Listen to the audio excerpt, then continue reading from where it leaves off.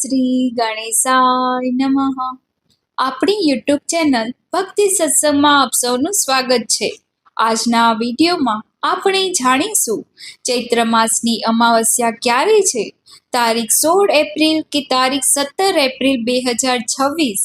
આ અમાવસ્યાનું શું મહત્વ છે, અમાવસ્યામાં શું કરવું શું ન કરવું, પિતૃ કાર્ય કેવી રીતે કરવું તથા આ અમાવસ્યાના દિવસે કયા ઉપાય કરવા જેથી લાભની પ્રાપ્તિ થાય, અમાવસ્યાનું પૂર્ણ ફળ પ્રાપ્ત થાય, તે સર્વ વિશે જાણીશું.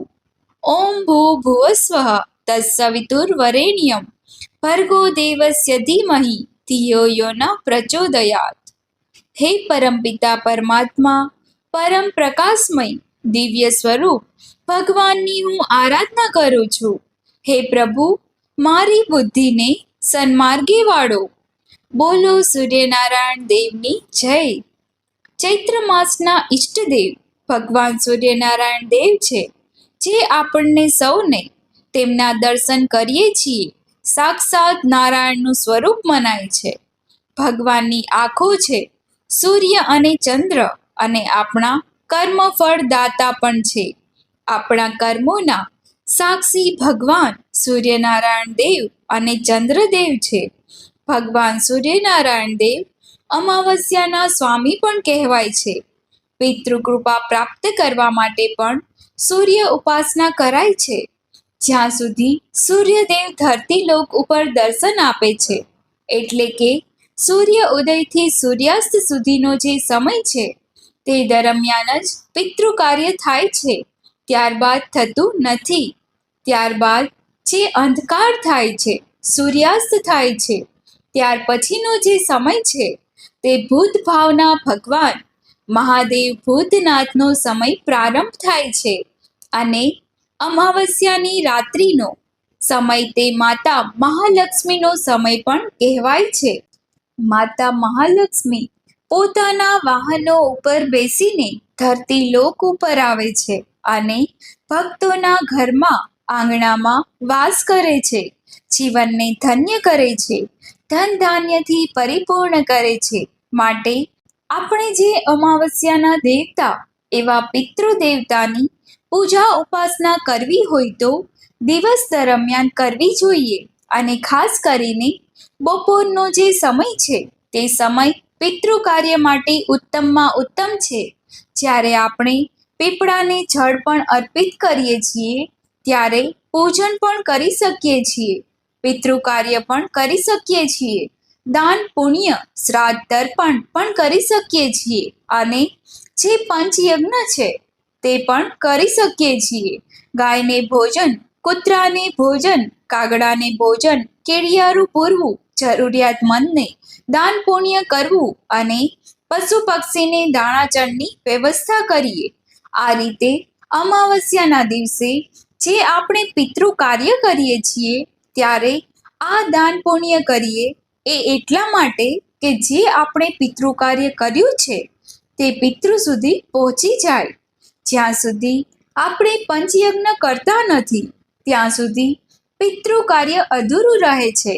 કહેવાય છે કે આજે લક્ષ્મીનારાયણ દેવનું પૂજન કરવાથી ભક્તોની મનોકામના પૂર્ણ થાય છે. અને અમાવસ્યાના દિવસે સ્નાન દાન પૂજન કરવાથી તનની શુદ્ધિ, મનની શુદ્ધિ થાય છે. પિતૃઓની તૃપ્તિ અર્થે આજે જે કંઈ કાર્ય કરાય છે, તેનાથી પિતૃ પ્રસન્ન થાય છે અને શુભ આશીષ આપે છે. ઘરમાં સુખ શાંતિ બની રહે છે, આરોગ્ય સૌભાગ્ય જળવાઈ રહે છે, વંશમાં વૃદ્ધિ થાય છે અને કમાણીમાં બરકત રહે છે. એટલા માટે આ અમાવસ્યાની તિથિ કે જે મહિનામાં એક જ વખત આવે છે, ત્યારે આપણે પિતૃઓનું સ્મરણ અવશ્ય કરીએ છીએ. અમાવસ્યાની તિથિ પિતૃ તિથિ કહેવાય છે. એટલા માટે આજે નાથોના નાથ ભોળાનાથની પૂજા ઉપાસના થાય છે, જે ભૂતનાથ છે. ભૂતનાથ અર્થાત જે ચાલ્યા ગયા છે તેમના નાથ, અને મનુષ્ય માત્રના જે પશુતા છે તે પશુપતિનાથ ભગવાન મહાદેવ છે. એટલા માટે ધરતી લોક વાસીઓએ મહાદેવની પૂજા ઉપાસના કરવી જોઈએ. આજે ભગવાન મહાદેવની પૂજા ઉપાસના કરવાથી મોક્ષ ફળની પ્રાપ્તિ થાય છે. ભગવાન મહાદેવના શિવલિંગને કાચું દૂધ, ગંગાજળ, ભાંગ, ધતુરો, શેરડીનો રસ, મધ, દહીં, ખાંડ અને વિવિધ ફળફળાદી આદિથી ધૂપ, દીપ, નૈવેદ્ય આદિથી પૂજન થાય છે. ભગવાન મહાદેવની સામે આખું શ્રીફળ રોડવાય છે અને નાગ નાગિનની જોડ છે તે અર્પિત કરાય છે. નાગનાથ મહાદેવ છે અને નાગો સાથે આપણો પુરાણ કાળનો નાતો છે. મનુષ્ય લોક જ નહીં પરંતુ આખી જીવસૃષ્ટિનો. એટલા માટે તો ભગવાન વિષ્ણુ જ્યારે શેષનાગની સૈયા ઉપર બિરાજમાન રહે છે અને શેષનાગના ફેણ પાસે આખી સૃષ્ટિ બિરાજમાન રહે છે એવું આપણે દર્શન કરીએ છીએ. અને ભગવાન મહાદેવ પણ નાગોના હારને, આભૂષણને ધારણ કરે છે. ગણપતિ બાપા પેટ ઉપર નાગને બાંધીને રાખે છે અને નાગ દેવતા તે આપણા રક્ષક પણ ગણાય છે. ખેટલા આપા કહીએ કે ભાથીજી મહારાજ કહીએ કે આપણા પિતૃ દેવતાનું કોઈ પણ સ્મરણ કરીએ ત્યારે નાગ દેવતાનું સ્મરણ અવશ્ય થાય છે. હિન્દુ ધર્મમાં તો માન્યતા પણ છે કે નાગને કદી મરાતા નથી, તેનાથી મહાદોષ લાગે છે. માટે આપણે વર્ષોથી નાગ દેવતાની પૂજા ઉપાસના કરીએ છીએ અને પિતૃઓની પૂજા પણ આપણે આ જ રીતે કરીએ છીએ. નાગપંચમીનું વ્રત કરીએ ત્યારે આપણા બાળ ગોપાલો જે છે, આપણા બાળકો જે છે તેની રક્ષા માટે આપણે માતાઓ નાગની પૂજા કરીએ છીએ અને ખેતરમાં પણ નાગ દેવતા હંમેશા રક્ષા કરતા રહે છે. નાગ જે છે તે ધરતીમાં અંદર પેટાળમાં રાફડો બનાવીને રહે છે. કોઈને કારણ વગર ડંખતા નથી.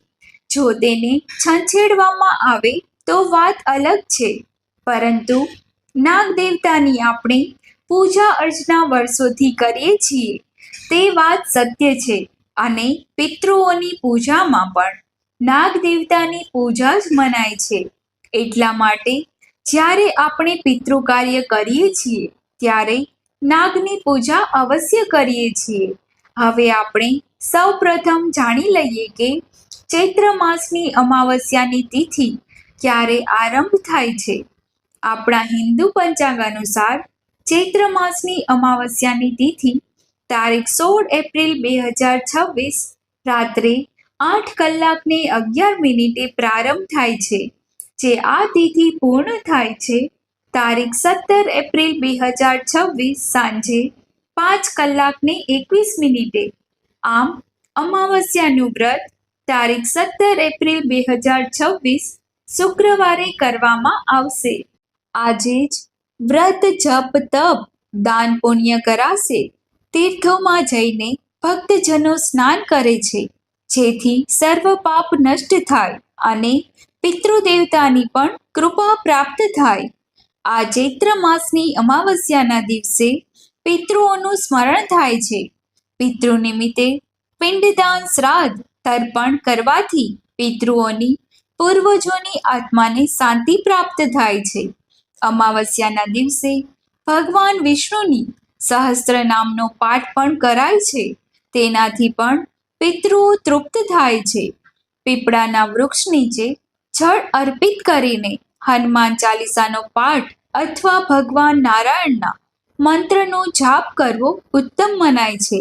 પવિત્ર નદીમાં સ્નાન કરીને જો ગરીબોને દાન પુણ્ય કરવામાં આવે તો ધન ધાન્યની કમી રહેતી નથી.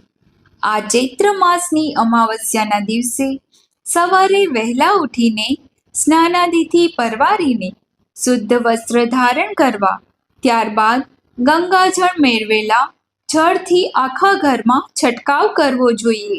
જો આપણે તીર્થોમાં આજના દિવસે જઈએ તો ઉત્તમમાં ઉત્તમ છે, પરંતુ ઘરે હોય તો ગંગાજીનું સ્મરણ, સ્નાન કરવું જોઈએ અને આખા ઘરમાં પવિત્રતા રાખવી જોઈએ. સફાઈ રાખવી જોઈએ. સવારે વહેલા ઉઠીને જે આપણે પૂજન કરીએ ત્યારે ઉંબરાનું પણ પૂજન કરાય છે, સાફ સફાઈ કરાય છે. આજે ઘરનો કૂડો કચરો બહાર કઢાય છે. 5 અગરબત્તી બ્રહ્મસ્થાનમાં પ્રગટાવાય છે. ઘરના મંદિરની પણ સાફ સફાઈ કરી લેવી જોઈએ. આપણા ઈષ્ટ દેવતા, આપણા કુળ દેવતા, જેમની આપણે પૂજા કરીએ છીએ, તેમની ભાવથી પ્રેમથી પૂજા કરીને પિતૃઓ નિમિત્તે દાન પુણ્ય કરવાનો સંકલ્પ અવશ્ય કરવો જોઈએ. તેનાથી આપણું કલ્યાણ થાય છે, આપણા ઘરનું પણ કલ્યાણ થાય છે. અને જ્યારે આપણે પિતૃ કાર્ય કરીએ તેમાં ખાસ કરીને કાળા સફેદ તલ છે, કુશ ઘાસ છે, જલ દૂધનો ઉપયોગ અવશ્ય કરવો. આમ કરવાથી પિતૃઓ તૃપ્તિ પામે છે અને શુભ આશીષ આપે છે. આ દિવસે સત્તુનું દાન, કાકડી, ગોળ, જળથી ભરેલું માટલું, પંખો આદિનું દાન કરાય છે. જે હાથ પંખો આવે છે તેનું પણ દાન કરવું ઉત્તમ છે. ગરમીની સિઝન હોય માટે ઠંડક આપે તેવી વસ્તુનું દાન કરવું જોઈએ.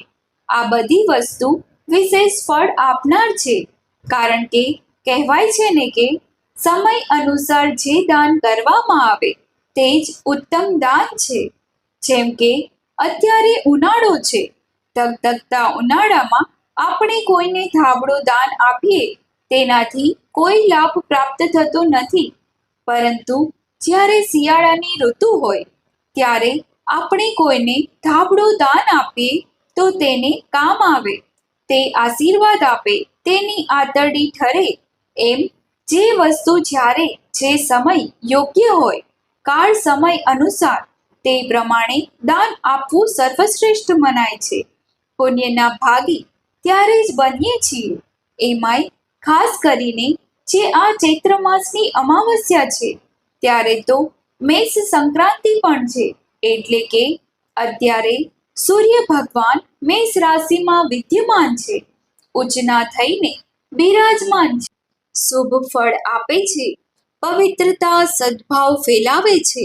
માટે ભગવાન સૂર્યનારાયણ દેવને અર્ધ્ય આપીને ગાયત્રી મંત્રનો જાપ છે, સૂર્ય નમસ્કાર છે, આદિ કરવા જોઈએ. પિતૃઓનું તર્પણ સૂર્યનારાયણ દેવની સામે જોઈને પણ કરી શકાય છે, અર્ધ્ય આપી શકાય છે. સૂર્યનારાયણ દેવ કે જે અંધકારને દૂર કરે છે, નકારાત્મક પ્રભાવ છે તેને પણ દૂર કરે છે, નિષ્ક્રિય કરે છે. આપણી અંદર જે અંધકાર છે, અજ્ઞાનનો હોય કે પછી લોભ, મોહ, અહંકાર આદિ દુર્ગુણોનો પણ નાશ કરે છે. માટે સૂર્યનારાયણ દેવની આજે ઉપાસના અવશ્ય કરવી જોઈએ. પુણ્ય અવસર પર પોતાની ભીતર જે અજ્ઞાન છે, આલસ્ય છે, તેનો ત્યાગ કરીને સત્કર્મ કરવું જોઈએ, સેવા કરવી જોઈએ, તેના માટે અગ્રેસર રહેવું જોઈએ. મેષ સંક્રાંતિ હોય માટે સંકલ્પ કરીને સૂર્યદેવની ભાંતિ જીવનમાં ઉજાલો ફેલાવી શકે અને સૂર્યદેવની ભાંતિ હંમેશા કર્મમાં પ્રવૃત્ત રહીએ તેવો સંકલ્પ કરવો જોઈએ. ભગવાન વિષ્ણુની જેમ ધર્મની રક્ષા માટે પ્રણ લેવું જોઈએ અને માનવતાની સેવા માટે સ્વયં સમર્પિત થવું જોઈએ.